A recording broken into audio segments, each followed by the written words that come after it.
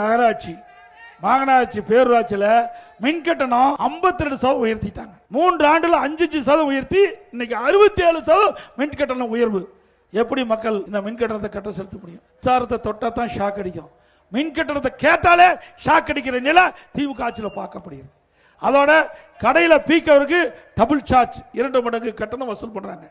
அதே போல உள்ளாட்சி துறையில் இந்த நகராட்சியில் இன்னைக்கு வீட்டு வரி 100% உயர்த்திக்கிட்டாங்க.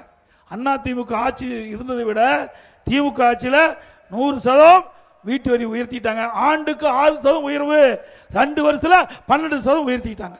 112% வரிய வீட்டு வரி உயர்த்திட்டாங்க. கடைக்கு 150% வரி உயர்த்திட்டாங்க.